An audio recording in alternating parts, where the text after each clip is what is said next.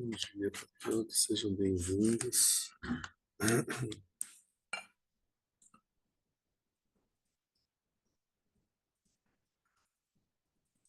Estamos fazendo um estudo do Uttara Tantra Shastra, que é um comentário de Maitreya. O Uttara Tantra Shastra é um dos tratados de Maitreya e é os comentários que ele entregou para a Zanga. Então a Zanga apresenta para a gente esse comentário. Isso no século III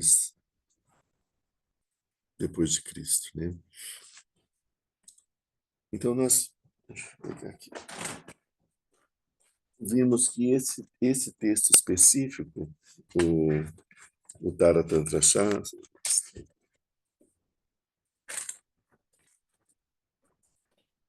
esse texto específico, Maitreya organiza ele dividindo em 7 pontos, são 7 pontos primordiais, 7 pontos indestrutíveis, né?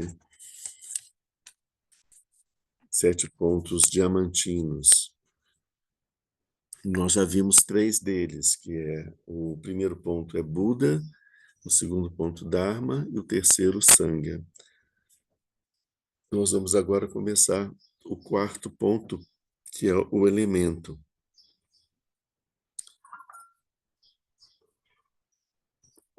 Nós vimos nos nossos encontros anteriores sobre a apresentação desses primeiros 3 pontos, que são as 3 joias. No nosso último encontro, nós vimos que as 3 joias são tão sublimes, elas são raras e são tão sublimes que são as únicas fontes dignas de refúgio. Ou seja, numa situação como nós estamos mergulhados no samsara, como sair, evitar o sofrimento, como sair dessa situação de sofrimento e conseguir chegar num estado de felicidade, a gente tem que buscar uma orientação de uma fonte que possa nos dar uma orientação infalível, né? E essa orientação infalível só pode ser dada por essas 3 joias, Buda, Dharma e Sangha. Buda a gente viu porque o Buda saiu do samsara, então ele tem como nos explicar como sair, né? Quem não saiu do samsara não tem como nos orientar. Então é preciso que tenha alcançado essa realização. Então Buda é uma dessas joias. Outra joia, Dharma. Dharma é o ensinamento do Buda, o ensinamento sobre o caminho que a gente deve seguir para poder sair do samsara. E também a gente viu, quando a gente estudou sobre Dharma, que Dharma representa a percepção da realidade tal como ela é. Então, nesse sentido, Dharma significa a verdade, né? As coisas como elas são verdadeiramente. E Sangha é a comunidade dos grandes praticantes que estão seguindo esse caminho para alcançar o despertar, estão já próximos ao despertar. Então, eles têm como nos ajudar. Embora eles não tenham dado o último passo, eles estão tão próximos desse último passo que eles têm como nos orientar também nesse caminho, né? E a gente viu também que o Dharma e a Sangha são refúgios transitórios, porque eles só fazem sentido enquanto a gente ainda não alcançou esse estado do despertar. Então, enquanto a gente não alcançou o despertar, o Buda, o Dharma e a Sangha são refúgios importantes para nós. Depois que nós damos esse último passo, eles já perdem o sentido. Então, o único refúgio que é realmente eterno e que vai ser um refúgio para a gente sempre é Buda, né? Enquanto a gente está aqui nessa realidade relativa, preso aqui ao samsara, o Buda é um refúgio para nós. E quando nós alcançamos o estado de Buda, a gente vai estar no estado de Buda, no próprio estado de Buda, o próprio estado de Buda vai continuar sendo esse refúgio. Então, por isso ele é um refúgio que continua sempre, né? Falado, então, feito esse comentário sobre as qualidades dessas três joias, o Maitreya ele continua apresentando os 4 pontos seguintes do seu texto, né? Então, ele diz aqui, vou pegar aqui no sânscrito e no tibetano, que às vezes tem uma pequena modificaçãozinha aqui na tradução. Além da talidade com impurezas, a talidade sem impurezas, as qualidades imaculadas do Buda e a atividade do vencedor. Tais são os 4 aspectos do domínio daqueles que veem a verdade última e onde aparecem as 3 joias sublimes. No tibetano está assim, a talidade com impurezas e sem impurezas, as qualidades imaculadas do Buda, as ações do vitorioso, de onde surgem as 3 excelentes, raras e sublimes. Este é o domínio daqueles que têm a visão da verdade última. Aqui ele está apresentando os próximos 4 pontos, que ele chama a talidade com impurezas, que é o 4º ponto, a talidade sem impurezas, que é o despertar, as qualidades imaculadas do Buda, as qualidades daquele que alcançou o despertar, e as ações do vitorioso, que são as ações do Buda depois de ele ter alcançado o despertar. Desses 4 pontos surgem as 3 raras e sublimes, as 3 joias, o Buda, o Dharma e a Sangha. E esses 4 pontos são o domínio, são a experiência mental, né? A realização daqueles que têm a visão da verdade última. Falei de novo, agora a gente tem que dar mais uma destrinchada nisso, né? Que todo mundo entendeu tudo, né? Ele falou todo o resto do tratado, ele resumiu aqui, né? Então, a gente vamos tentar pegar isso parte por parte para a gente entender do que é que ele está falando. Primeiro, ele diz o seguinte, a talidade sem impurezas. E o que é essa talidade? Talidade é um termo que a gente usa para dizer as coisas tal como elas são, a característica de se perceber, se relacionar com o fenômeno, as pessoas, os fenômenos, do jeito como eles são realmente. Porque quando nós nos relacionamos com as pessoas e com os fenômenos, nós estamos sempre nos relacionando com a imagem que nós temos deles, com as expectativas que nós fazemos em relação a eles, com os nossos desejos, com as nossas fantasias. Nós não vemos os fenômenos como eles são, ou as pessoas como elas são. A gente sempre distorce isso e a gente enxerga aquilo que a partir do nosso óculos interno, da nossa mente, a gente enxerga aquilo em função do que a gente espera que possa vir de benefício ou de malefício, que possa nos ajudar ou que possa nos prejudicar.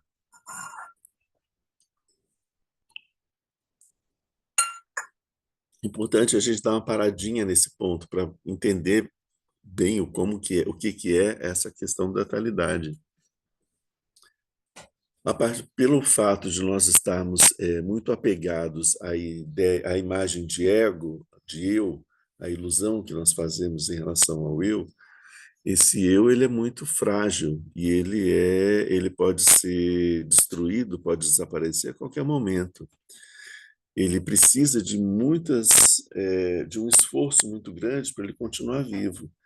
A gente parar, pensar um pouco na nossa vida, na nossa existência, né? A gente precisa de alimentar, a gente precisa de condições de vestimenta, de condições de saúde, né? Estamos passando aqui por um período de seca em Brasília, as pessoas estão todas um pouco sofridas com essa seca, com a falta de chuva, com Essa semana foi uma enxurrada de informações de que a umidade em Brasília estava menor do que do deserto do Saara, que não estava chovendo no Brasil agora, mas estava chovendo no deserto do Saara. Então, o tempo todo lembrando para a gente, olha, aqui está pior do que o deserto do Saara, né? Pior do que o deserto do Saara está nesse momento, né? Mas que seja, né? Então, assim, o deserto do Saara para a gente aparece como condições extremas, né?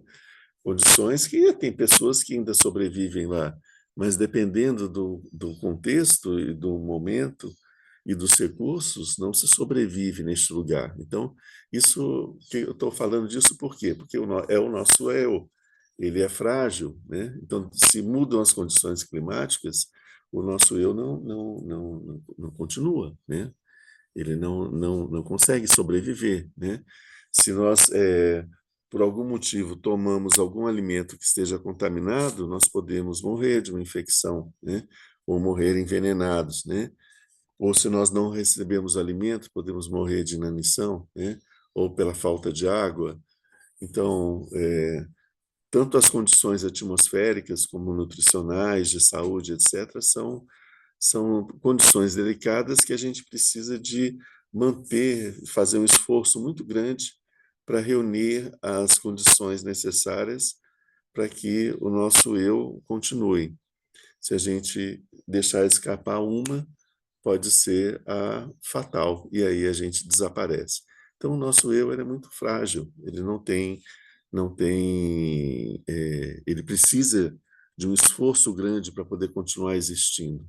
Além do mais, a gente está falando de uma situação tipo não ter situações adversas para que o eu possa continuar existindo. Tudo bem, mas mesmo assim ele não vai existir para sempre, né? Ele tem um tempo, né? A gente já nasce com aquela marquinha, a gente já nasce e já dispara a bomba relógio, né? Em algum momento essa bomba relógio esse relógio interno vai tocar o despertador. Quem dera fosse o despertar, né? Mas esse despertador que vai ser tocado vai ser o final da nossa vida, né? Isso vai acontecer em algum momento. Então, mesmo que a gente faça todo o esforço para reunir as condições necessárias, não é suficiente, né? Isso faz com que a gente esteja sempre, mesmo sem pensar nisso, em estado de uma certa ansiedade, tensão em relação a tudo que tem ao nosso redor, né? O mundo, ele passa a ser visto com a gente classifica as coisas do mundo e as pessoas também em aquilo que pode ajudar o nosso eu a sobreviver e aquilo que vai atrapalhar essa sobrevivência do nosso eu ou pode ser uma ameaça para ele. Então nós dividimos as coisas nesse sentido.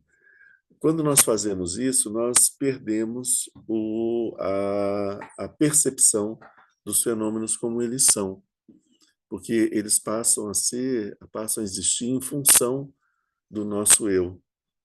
É aquilo que nos faz bem, aquilo que nos ajuda e aquilo que não nos ajuda. Então, quando eu vejo uma manga, essa manga, se ela estiver madura, ela vai ser algo agradável, vai fazer bem para o meu eu, né? Se ela não estiver madura, ela vai ser desagradável. Então, eu dou uma característica. A manga é a manga. Ela não tem obrigação de ser agradável nem desagradável, e ela não tem absolutamente nada a ver com o nosso paladar, isso é um problema nosso, né? Mas então nós perdemos a capacidade de ver a manga como ela é, ou seja, independente do que nós sentimos com ela, e passamos a ver ela como algo que nos agrada, algo que nos desagrada, né? Se for uma goiaba, o exemplo é melhor, porque a goiaba pode ter bichinhos dentro, né? A manga não, nem tanto, mas assim, isso pode ser desagradável comer uma goiaba e encontrar um bichinho dentro, né? Ou encontrar metade de um bichinho, é ainda pior, né? Mas isso apenas para uma coisa simples assim, e nós fazemos isso o tempo todo, né? As pessoas são classificadas entre pessoas que não são São desejáveis, agradáveis, aquelas que nós queremos ter perto e aquelas que nós queremos ter longe, né? Então, a talidade é conseguir ultrapassar esse tipo de percepção focada no eu e a gente ter uma percepção onde a gente enxerga as coisas da forma como elas são. O nosso olhar e a nossa apreciação, ela sai de dentro, do fundo dessa caixinha do eu, vai para fora, vai de encontro ao objeto. Esquece, não importa o que isso produz em mim. Eu quero saber o que é isso, né? Quero ver isso como as coisas são. Eu quero ver essa pessoa como ela é, e não em relação às expectativas que eu faço dela, né? A gente encontra as pessoas por motivos absolutamente diversos. Nós entendemos que essa pessoa é alguém que pode ser desejável para ser um companheiro, uma companheira, ou para ser, né, para nós nos apaixonarmos. Então, a partir daí nós decidimos que vamos nos apaixonar por essa pessoa. Já perdemos a pessoa. A partir daí a gente já está dentro da nossa viagem, da nossa fantasia, dessa paixão romântica. Já não vemos mais a pessoa como ela é. Então, como ela tem que se encaixar dentro do sapatinho de cristal que nós construímos de como deve ser o par perfeito, a gente vai estar sempre dizendo, enquanto, como é que esse príncipe, essa pessoa, o quanto que ela é um príncipe encantado e o quanto que ela é um ogro, né? Então, assim, se fez isso, agiu de acordo com o meu script de príncipe encantado, então ele é o meu príncipe encantado, está tudo bem. Se ele fugiu desse script, ele é um ogro, então se ele é um ogro, ele está errado, né? Aí a gente vai agredir essa nossa paixão, né? Dizendo, você não está sendo como você deveria ser. Você não era assim quando nós nos conhecemos, né? Você mudou, você deixou de cumprir os compromissos dessa relação, tal. São, isso é um exemplo numa relação amorosa, mas isso acontece com todas as coisas. Quando a gente está passando na rua, a gente vê uma pessoa, nossa mente faz uma ligação com pessoas parecidas que a gente já conheceu, com pessoas que têm o mesmo nome, pessoas que vêm do mesmo lugar, pessoas que têm a mesma altura, a mesma forma física. Então a gente já fica na expectativa de que aquela pessoa vai se comportar daquela maneira, né? Se ela se comporta daquela maneira, a gente reforça a coisa. A pessoa é assim, né? Se ela não se comporta daquela maneira, aquilo a pessoa está errada. Ela não pode ser de um jeito diferente do que eu espero que ela seja, né? Então isso tudo faz com que nós percamos a capacidade de perceber as pessoas, os fenômenos como eles são, porque a gente está preso nas nossas expectativas, nas nossas fantasias, nos nossos desejos, nas nossas angústias, nos nossos medos, né? Que ficam na frente do nosso olhar e faz com que a gente enxergue o mundo através desses vários véus que afastam a gente da realidade.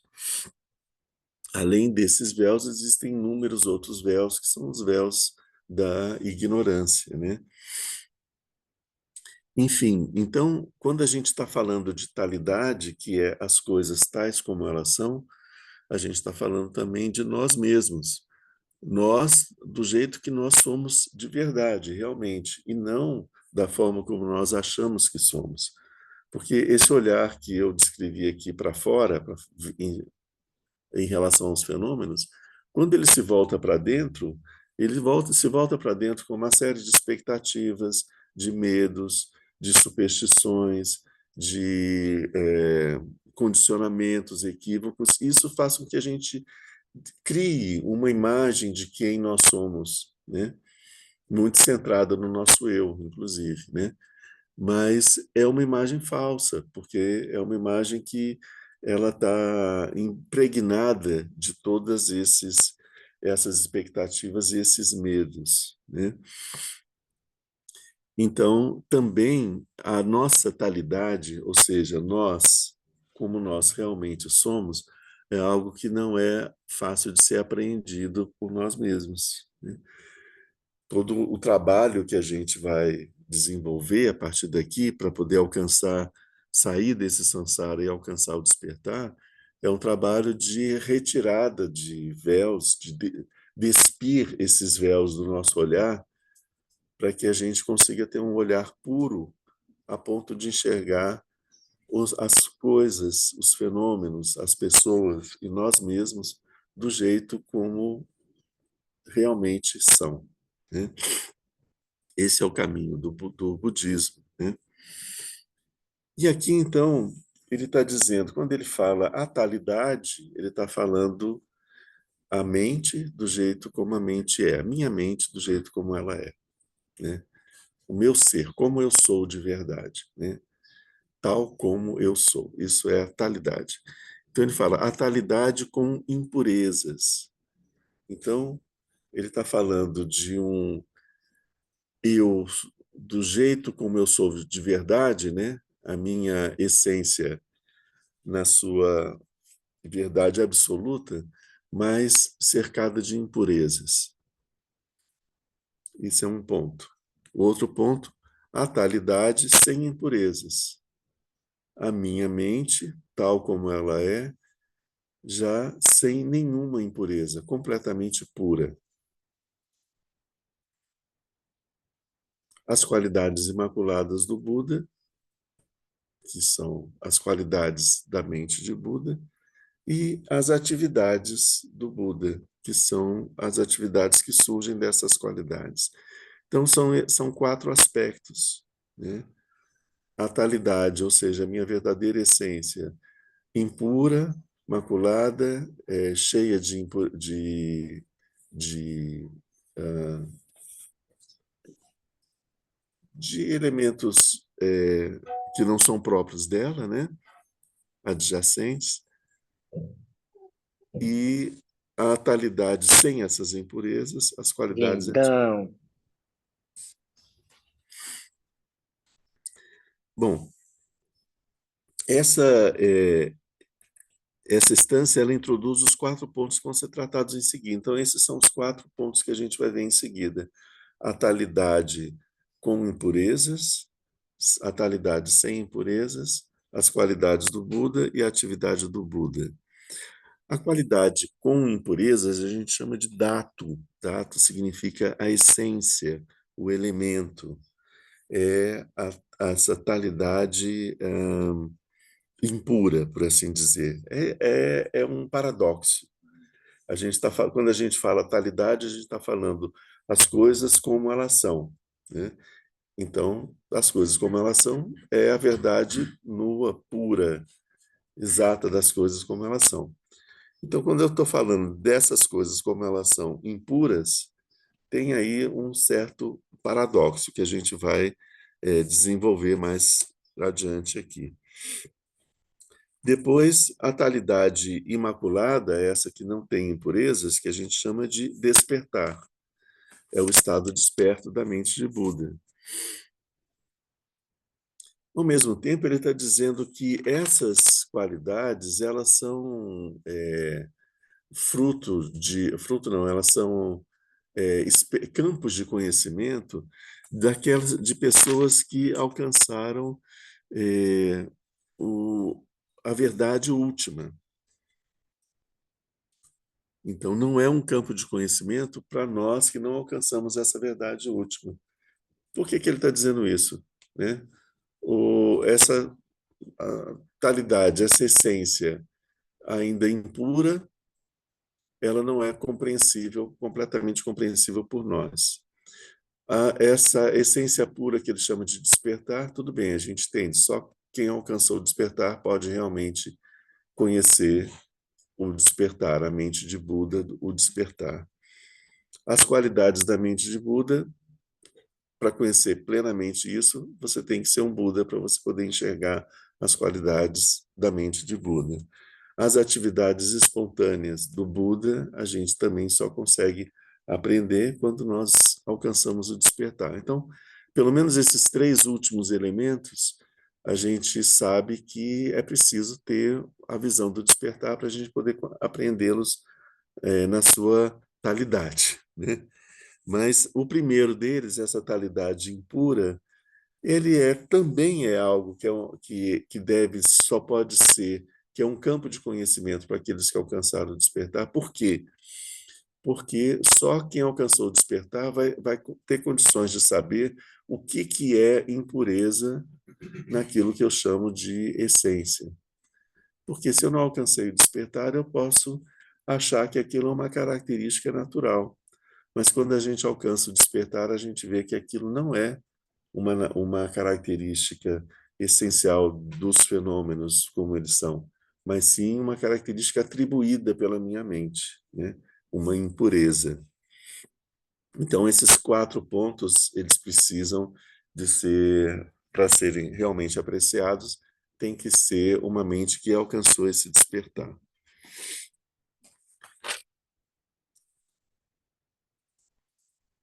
Então, vamos ver quais são esses 4 pontos, né? O primeiro, a realidade poluída, essa talidade contaminada, a talidade impura, é a essência da mente, o que a gente chama dato, ou o elemento, que ainda não se libertou das impurezas. Que ele tá, quando ele fala essência, a gente entende, ok, essência, talidade são coisas que a gente consegue entender, porque a minha essência é a minha verdade, né? Ou seja, a minha verdade, a minha mente tal como ela é, isso é a minha essência. Então, essas palavras a gente batem, né? Faz sentido. Ele chama de elemento também nesse sentido de, quando a gente pega a matéria, a gente divide a matéria e a gente percebe que a matéria ela é composta por várias substâncias diferentes, né? Essas substâncias, algumas são simples, outras são compostas, e a gente vai reduzindo, a gente chega no ponto que é o elemento. O elemento é aquela coisa que, se você mexer neles de alguma forma, aquilo deixa de ser aquilo que ele é, né? Por exemplo, você pega o elemento oxigênio. Se a gente tirar um átomo, se a gente tirar um próton, um elétron do oxigênio, ele vai deixar de ser oxigênio, vai ser um outro elemento, né? Então ele está buscando essa palavra elemento, porque essa palavra elemento ela tem um sentido meio de essencial, né? Então, em vez de falar energia, força, magnetismo, alguma coisa assim, né, para se referir a essa energia, essa força, essa qualidade, né, da mente de Buda, a gente vai chamar isso de elemento. Existe um elemento em nós que é a mente pura de Buda. É isso que ele está querendo dizer aqui, né? Quando a gente chama de dato, está falando que é essa substância, esse elemento, né? Então, essa nossa essência da nossa mente, essa natureza fundamental da nossa mente, que é o que a gente está chamando aqui de dato, ainda está impregnada de impureza. Que impurezas são essas? São as concepções errôneas, são os nossos condicionamentos, é o funcionamento da nossa mente ordinária, são as nossas emoções perturbadoras, são as nossas formações kármicas. Todas esse conjunto de coisas são como se fosse como se estivessem grudados na nossa mente essencial, né? Não fazem parte da nossa mente, é isso que ele está querendo dizer. São coisas adventícias, adjacentes, são roupas, né? são impurezas. Quando você purifica, você tem uma água cheia misturada com barro, você deixa ela passar por uma série de processos de filtração, etc., que são processos de purificação da água. Aí chega num ponto em que você tem só água, sem nenhuma outra coisa que não seja água, né? É disso que a gente está falando. O dato é o quê? É essa água suja. É a experiência com... É aquilo que a gente consegue perceber de mente de Buda dentro de nós. É essa água suja. Ela está suja porque ela está cheia de coisas que não são água, misturadas com ela. Então, o processo de purificação é de retirada dessas coisas que são alheias, que a gente atribui à mente, mas que elas não são essa mente. Então, essas impurezas que são, repetindo, as nossas emoções perturbadoras, né? Os nossos conceitos, nosso pensamento conceitual, as visões errôneas que nós temos das coisas, os nossos preconceitos, as nossas formações kármicas que moldam a forma como a nossa mente vai funcionar, vai pensar, né? É aquele padrão de funcionamento da mente, são as nossas formações kármicas.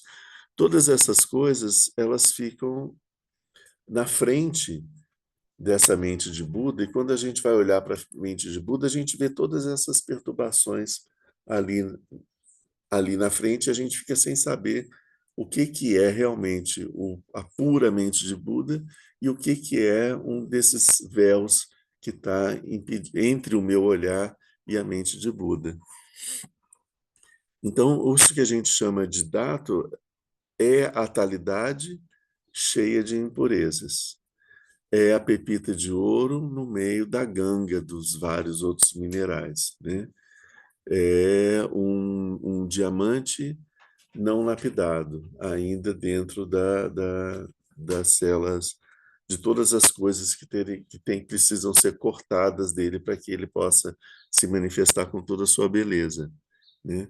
Isso é o dato, é o elemento. É importante a gente saber disso. Esse dato também ele é chamado de embrião, de semente. Ele é a semente do Buda. É como se fosse um embrião do Buda. Então, a nossa mente, ela é um embrião de Buda. Isso é o que a gente tem que entender. Embrião de Buda, Buda é chamado de Tathagata, né? Tatata significa talidade, né? Tathagata é aquele que experimenta a talidade, né? Que é aquele que ele é tal qual ele é, aquele que alcançou aquele estado em que ele realmente é plenamente aquilo que ele realmente é, né? Tathagata. Então, o embrião do Tathagata, o germe do Tathagata, a semente do Tathagata, é chamado em sânscrito de Garbha. Então, isso que a gente está falando, esse dado, também é chamado de Tathagata Garbha. Então, o quarto ponto, né, Pedro? Uhum. O quarto ponto, Vajra, que vai ser descrito aqui, trabalhado durante bastante tempo pelo Maitreya, é Tathagata Garbha. Tathagata Garbha é uma dos grandes fundamentos, dos pilares do budismo Mahayana.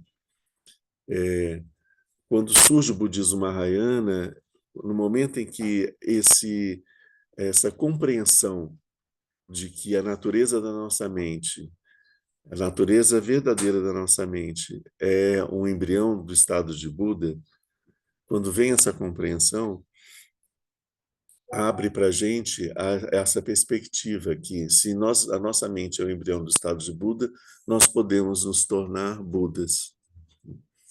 Na visão anterior do budismo, ainda do budismo do primeiro ciclo, o Buda dava os ensinamentos, a gente seguia os ensinamentos, chegávamos no estado de Arhat, que não era o estado de Buda. Era como se a gente não alcançasse não fosse possível alcançar o estado. Esse passo final não se falava sobre isso. O caminho proposto era um caminho que não levava ao estado de Buda, levava a sair do samsara, a um estado intermediário. E aí, no budismo Mahayana, surge essa questão: todos podem alcançar o estado de Buda, todos nós possuímos Tathagata Garbha. Então, isso é um fundamento, a partir daí isso abre essa corrente do budismo, essa escola, que é, além de outros, né, como a gente já viu sobre a Prajnaparamita, a questão da vacuidade, a vacuidade do eu e dos fenômenos, né? Então, esse dato é o germe, o embrião do estado de Buda. O segundo ponto, a realidade não poluída, significa a mente não poluída, a mente pura de Buda não poluída, significa que ela não tem mais aqueles elementos perturbadores, as emoções perturbadoras, os pensamentos conceituais, esse discurso interminável da nossa mente, o blá blá blá da nossa mente, os pensamentos equivocados, preconceituosos, as visões errôneas, as formações kármicas, tudo isso, quando isso desaparece completamente, nós temos ou brilha completamente a mente de Buda em seu estado puro, que é chamado de despertar. Isso é o que a gente chama de despertar.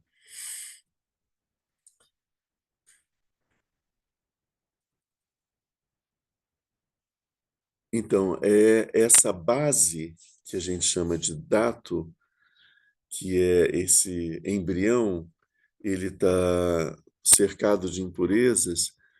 Quando a gente elimina todas essas impurezas, essa base, esse elemento, ele permite que se manifeste o estado de Buda. E aí a gente passa a chamar ele de despertar. Então, qual é a diferença entre nós e o Buda? O Buda, a mente de Buda é despertar. A nossa mente é embrião do estado de Buda. Ela ainda está cercada de impurezas.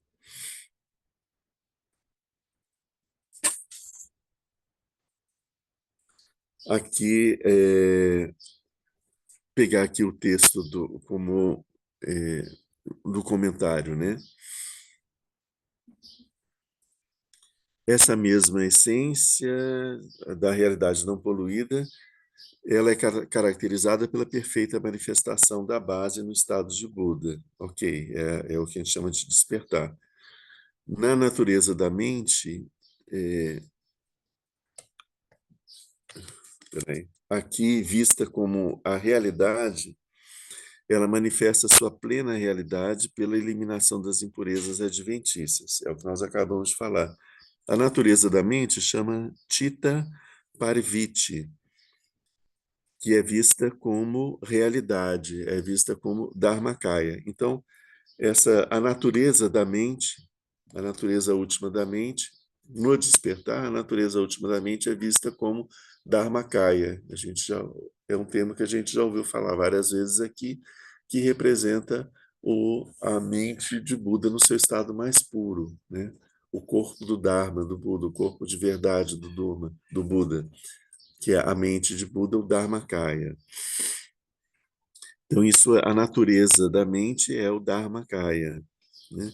Quando a gente faz a meditação inicial, a gente fala a natureza dos pensamentos é o Dharmakaya. Vocês viram, veem isso todas as vezes, né? Está querendo dizer que esses pensamentos é a nossa mente pensante, que, em última instância, a natureza da nossa mente é o Dharmakaya, né? Os pensamentos, em essência, eles são Dharmakaya.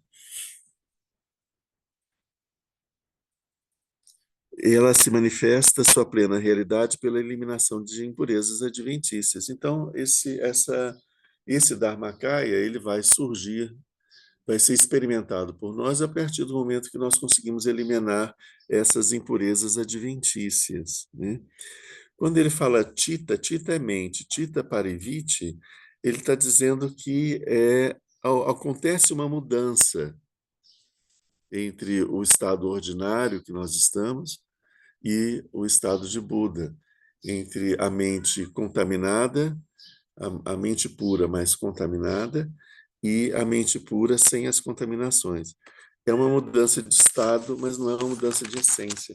Esse é um ponto assim que a gente fala, mas é diferente, né? O Buda, ele é diferente. Eu estou aqui, estou vendo a minha mente. O Buda é outra coisa, é diferente. Então, qual é a diferença? A diferença é uma mudança de estado. A palavra que é usada em sânscrito para dizer essa diferença é que é uma mudança de estado. Enquanto a gente está no embrião de Buda, a gente tem uma natureza. Quando aparece o despertar do Buda, alguma coisa mudou.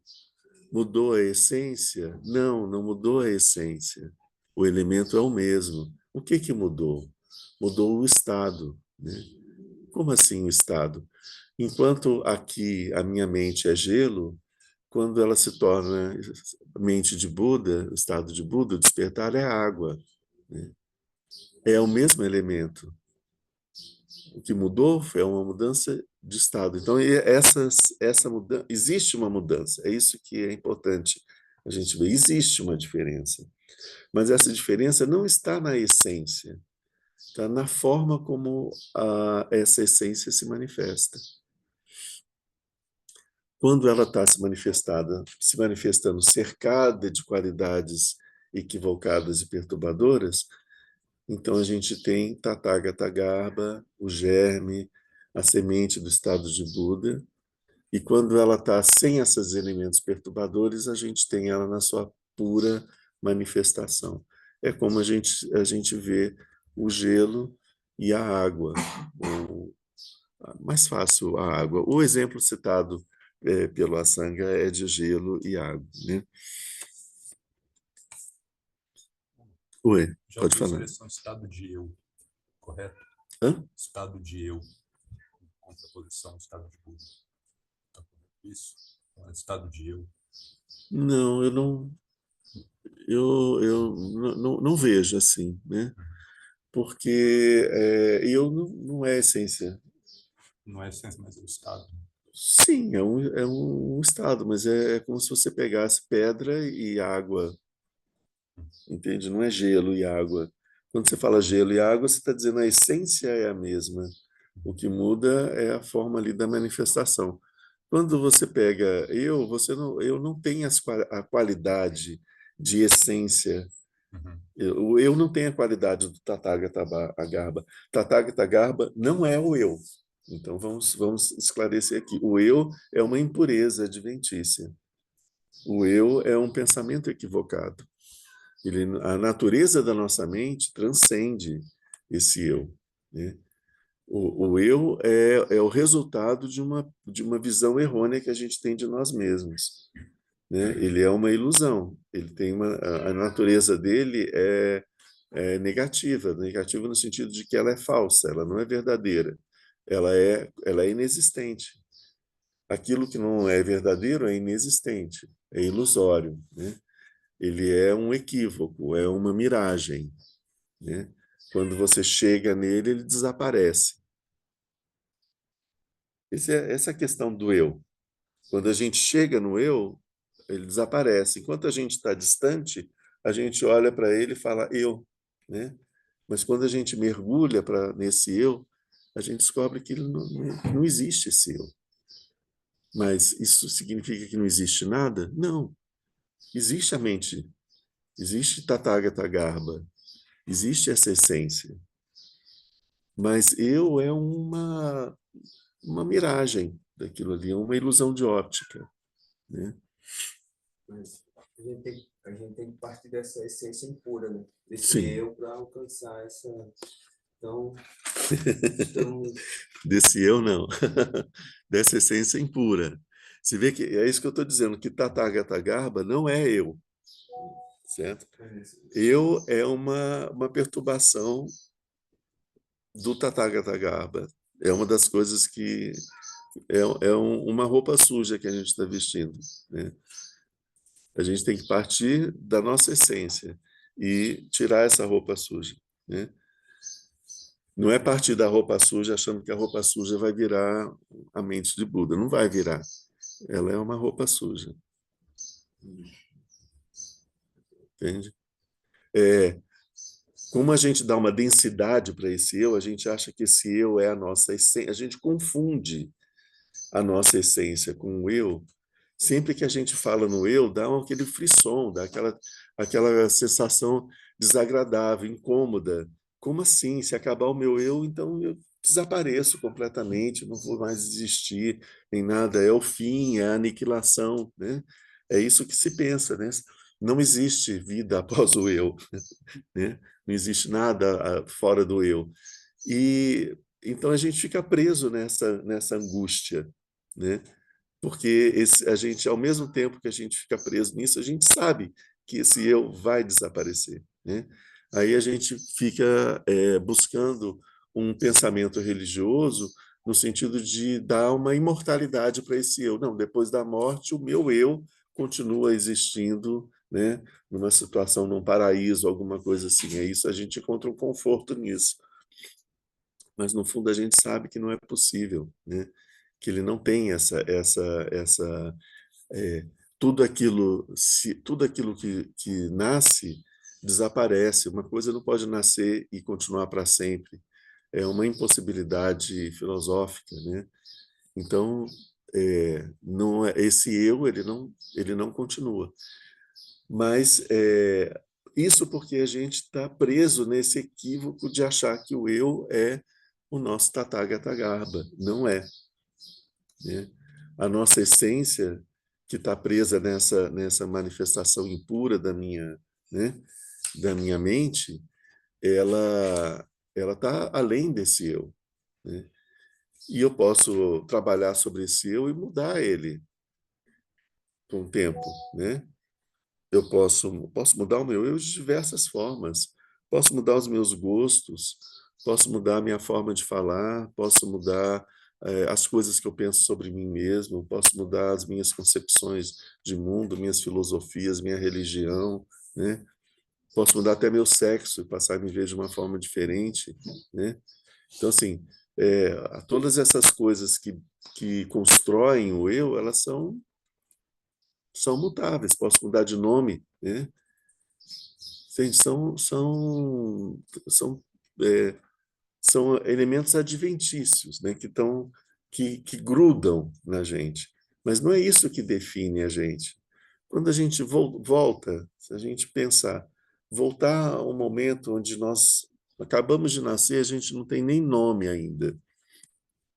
Ainda estão pensando no nome que vão dar para a gente, né? Então, a gente já existia enquanto essência antes que nos dessem um nome. O meu nome, ele não é uma coisa inerente ao meu eu.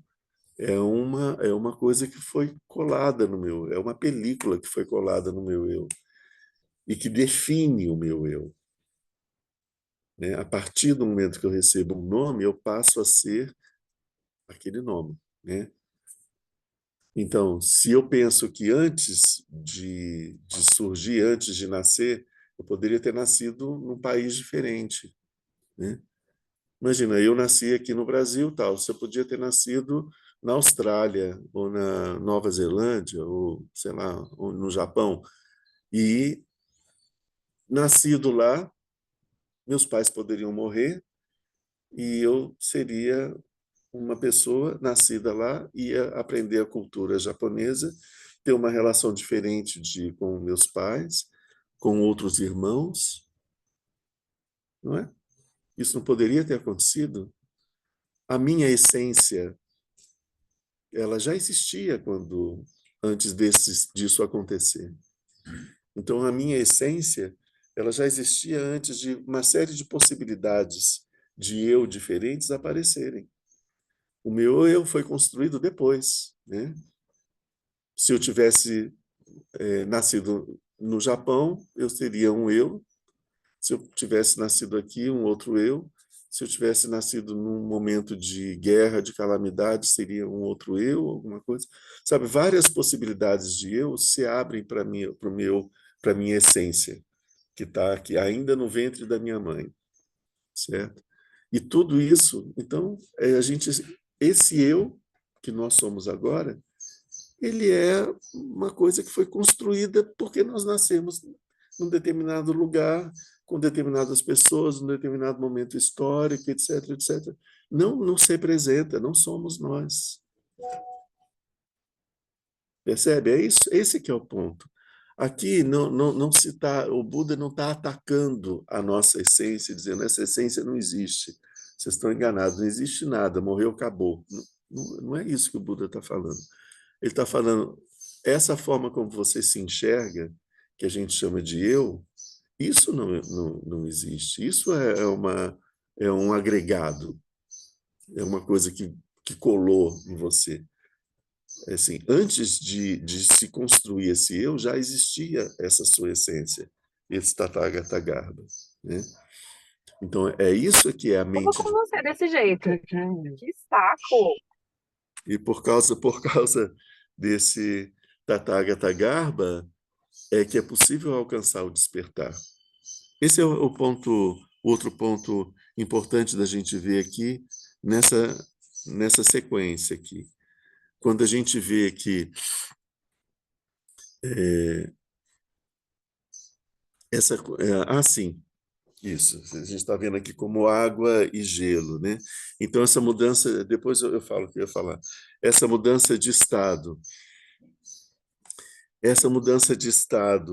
de a nossa mente gelo que se transforma na nossa mente água, o nosso embrião de Buda que se transforma no despertar, e o que acontece nesse processo? O que muda aí? O que muda de estado, né?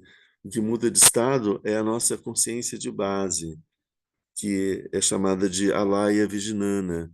Ela não permanece mais o mesmo. Quem é essa consciência de base? Alguém lembra aqui que consciência de base deve ser essa? Do que a gente está falando? Alguns devem ter tido ensinamentos sobre as consciências. O Amidou falou bastante disso Aham, aqui recentemente. isso. O que ele falou? Foi o tema mais complexo e difícil de entender. O Wagner está de prova aí da dificuldade da gente. Essa consciência de base é a oitava consciência. Certo.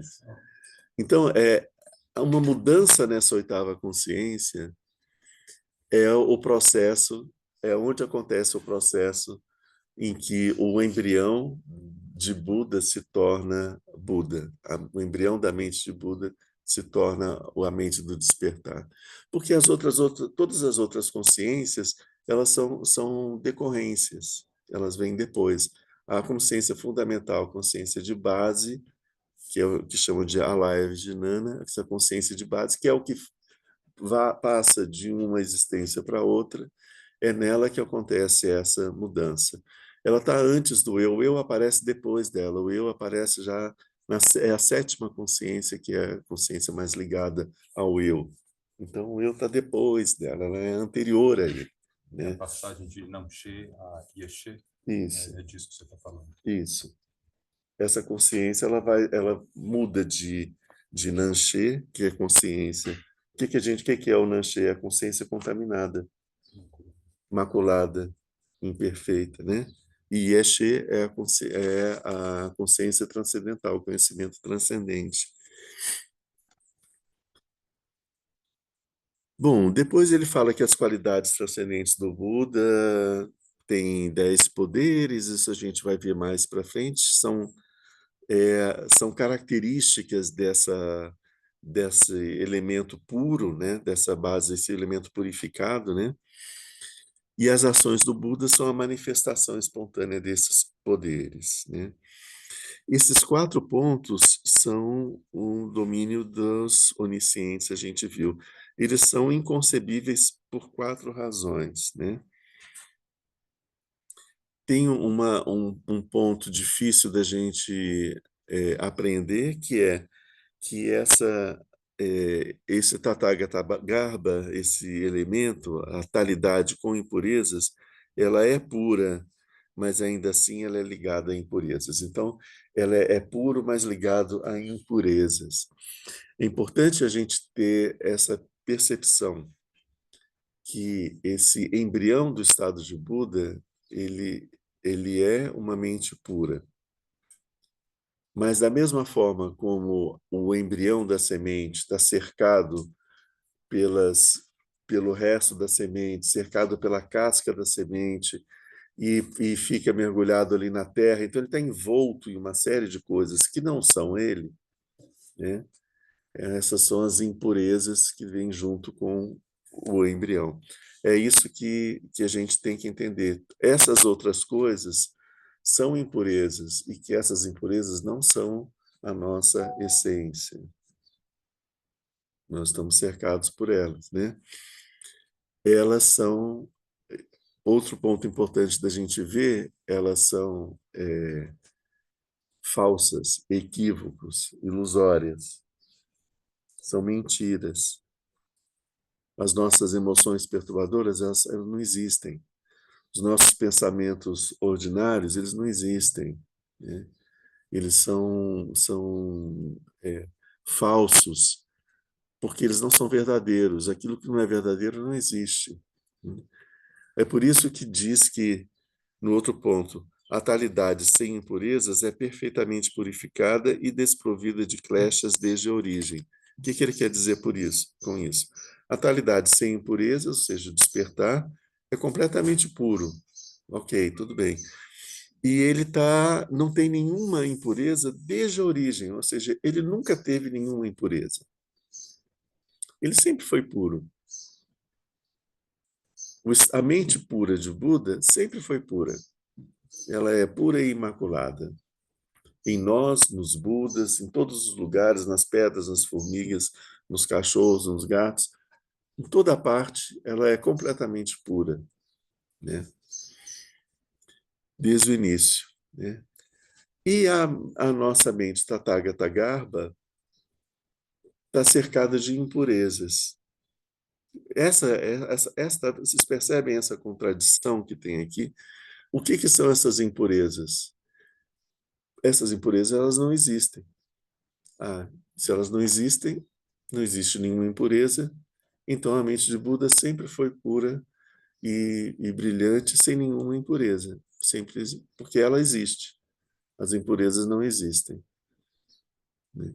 Mas como nós estamos aqui no nosso mundo relativo, a gente olha para essas coisas que não existem e a gente acha que elas existem. Então elas têm uma existência para nós, né? Então nós olhamos para a mente de Buda em nós e nós percebemos ela cercada de contaminações. A gente não percebe ela como despertar. A gente percebe ela como, no máximo, um embrião do estado de Buda. Porque a gente olha para ela e vê um monte de imperfeições, um monte de coisas adventícias, um monte de emoções, de pensamentos, de perturbações, uma mente muito perturbada. Tá, então a mente. Quando eu percebo que todas essas perturbações são um grande equívoco, elas desaparecem, porque elas mostram que elas nunca existiram, né? A gente está numa situação, num relacionamento com uma pessoa de amizade ou colega de trabalho, de repente essa pessoa chega e fala, a gente vê ela agindo de uma forma bastante desagradável, é um pouco desagradável com a gente pensa, puxa, o que eu fiz para essa pessoa tá agindo assim comigo, né? Por que ela está agindo assim? Nossa, será que foi porque aquele dia eu falei tal coisa? Eu falei aquela coisa naquele dia, essa pessoa está pensando isso, ela está construindo todo uma história na cabeça dela, isso é sinal de que ela pensa desse jeito, que ela faz aquilo, que ela gosta de ciclano, que ela não gosta de fulano, que não sei o quê. A gente constrói uma história, e uma história de um sofrimento. E agora, como vai ser a minha vida? Porque eu vou ter que encontrar essa pessoa todo dia e vai chegar um momento em que ela vai me ferir, tá? Tá feito o script, está feito, construído o drama. e a gente sofre. E passa uma semana, passam às vezes meses, às vezes se passam anos, até que em determinado momento as coisas se revelam e naquele dia aquela pessoa tinha acabado de chutar uma pedra, não sei o que, estava sentindo dor, ela ficou meio transtornada, ela nem se lembrava daquilo que você tinha falado, nunca pensou nada das coisas que você imaginou que ela pensava, tudo aquilo foi uma construção da sua cabeça. Então, todo aquele conjunto de coisas desaparece. Não existe mais. Você fala, não, isso nunca existiu. Isso nunca existiu. Mas me fez sofrer durante tanto tempo, sem nunca ter existido. É disso que a gente está falando. Essas emoções perturbadoras, os nossos pensamentos conceituais, as nossas... Tudo isso são mentiras.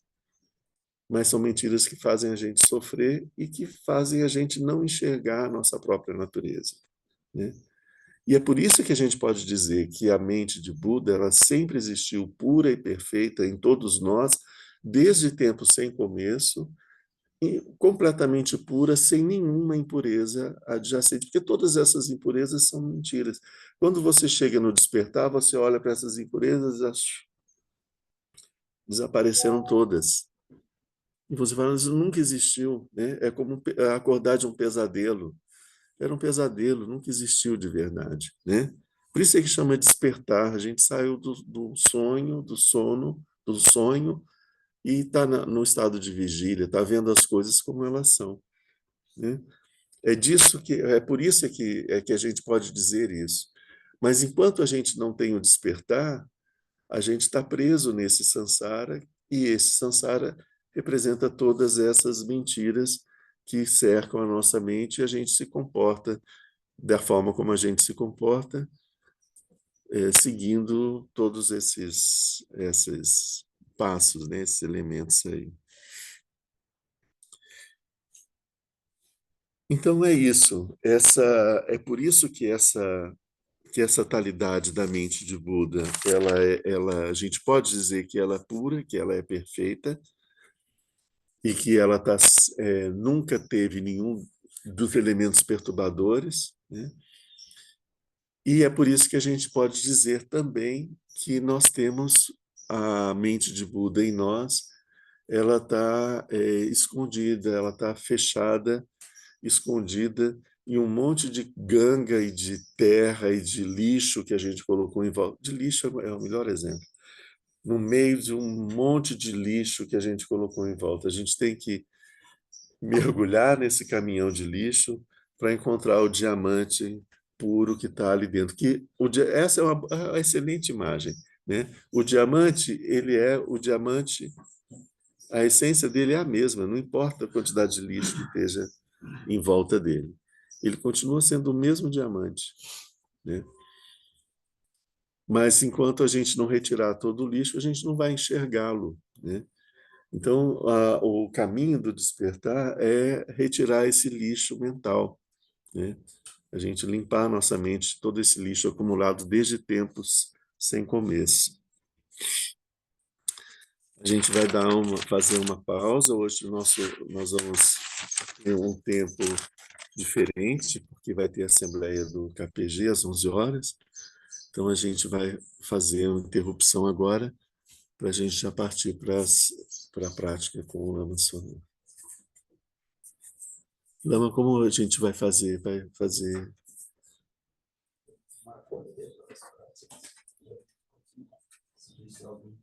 Ah, tá.